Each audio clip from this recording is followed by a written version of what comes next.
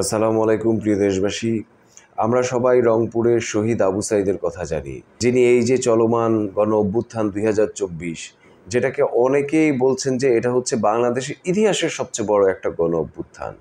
এই গণ অভ্যুত্থানের একজন প্রথম শহীদ আবু সাঈদ, যাকে একেবারে প্রকাশ্য দিবালোকে শত শত হাজার হাজার না হলেও অন্তত শত শত প্রত্যক্ষদর্শীর সামনে, অনেকগুলো টিভি ক্যামেরা, মোবাইল ক্যামেরার সামনে আপনার একেবারে খুব কাছের থেকে হত্যার উদ্দেশ্যে সুনির্দিষ্টভাবে তাকে লক্ষ্য করে একাধিকবার গুলি চালানো হয় এবং এক পর্যায়ে তিনি সেখানে শহীদ হন।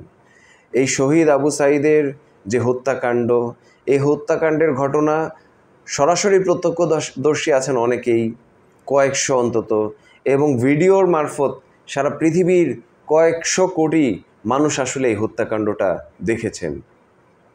এরকম একটা জলজান্ত প্রমাণিত একটা হত্যাকাণ্ডের তদন্ত এখন পর্যন্ত আগাচ্ছে না। মামলার এফআইআরটা অনেক দিন পর্যন্ত লুকানো ছিল, এক পর্যায়ে সেটা আমরা পাই এবং সেই এফআইআরে দেখা গেছে, পত্রিকায় এসেছে, সেই এফআইআরে দেখা গেছে যে তাকে যে হাজার হাজার না হলে অন্তত শত শত মানুষের সামনে, প্রত্যক্ষদর্শীর সামনে যে আসলে সরাসরি হত্যার উদ্দেশ্যে গুলি করা হলো, এই বিষয়টাই এই মামলাতে, এই এফআইআরে নাই। বলা হলো যে তিনি আসলে, যে তারা যারা আন্দোলনকারী ছিলেন, আন্দোলনকারীদের আঘাতে তিনি আসলে মারা গেছেন।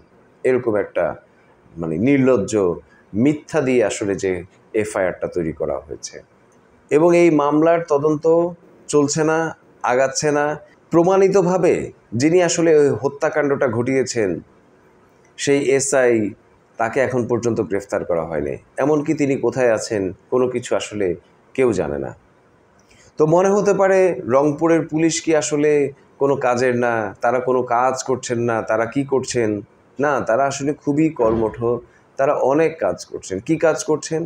তারা অনেক অনেক নিরীহ মানুষকে ব্লক রেড করে, সারা বাংলাদেশের মতো আসলে ব্লক রেড করে অনেক অনেক নিরীহ মানুষকে গ্রেফতার করছেন, তুলে নিয়ে যাচ্ছেন, গুম করছেন।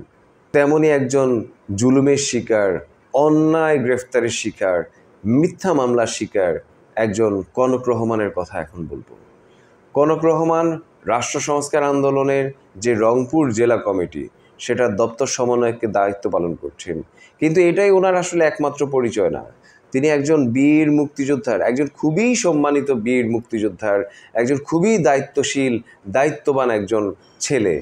পুরো রংপুর শহরে তাকে একজন খুবই সংবেদনশীল, খুবই সমাজ সচেতন, খুবই একজন সজ্জন, একজন দেশপ্রেমিক মানুষ হিসেবে গোটা রংপুর আসলে তাকে চিনে।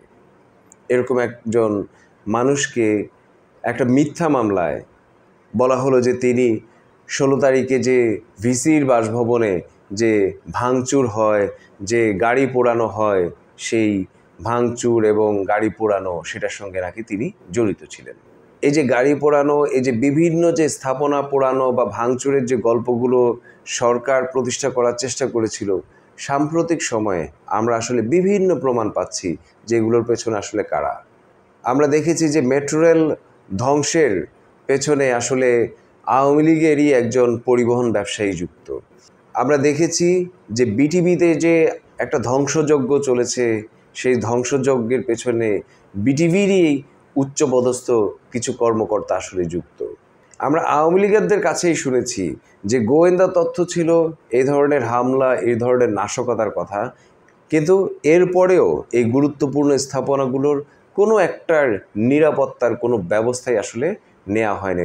এবং আমরা মোটামুটি আসলে নিশ্চিতভাবেই ধারণা করতে পারি যে যতগুলো আসলে এরকম আপনার নাশকতার ঘটনা ঘটেছে, ভ্যান্ডালাইজেশন, ভাঙচুর, অগ্নিসংযোগের ঘটনা ঘটেছে, সুনির্দিষ্টভাবে এগুলো আসলে সরকারি পরিকল্পনা, এগুলো আসলে সরকারি ইন্ধনে, সরকারি দলের লোকদের দ্বারাই আসলে এগুলো হয়েছে।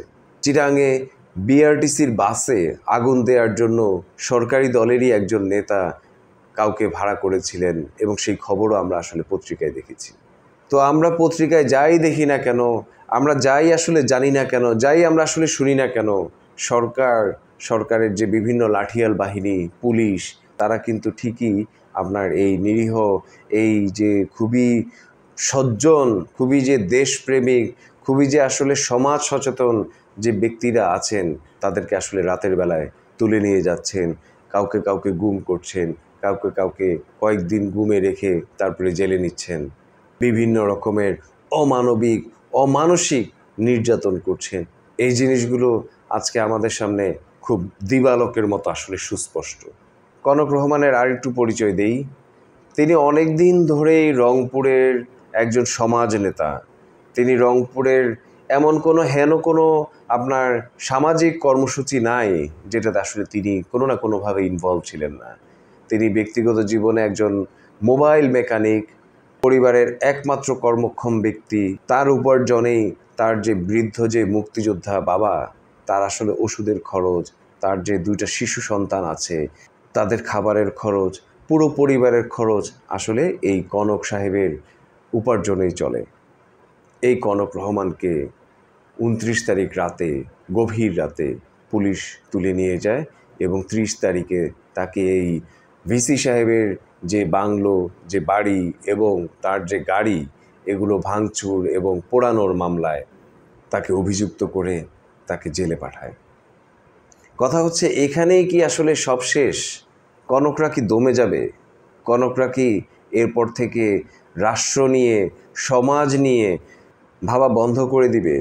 রাষ্ট্র সমাজের যে বিভিন্ন অসঙ্গতি, সেগুলো সংশোধনের জন্য, সেগুলো সংস্কার করে মানুষের পক্ষের একটা রাষ্ট্র, মানুষের পক্ষের একটা ব্যবস্থা বানানোর যে তাদের যে যাত্রা, সেই যাত্রা থেকে সরে যাবে?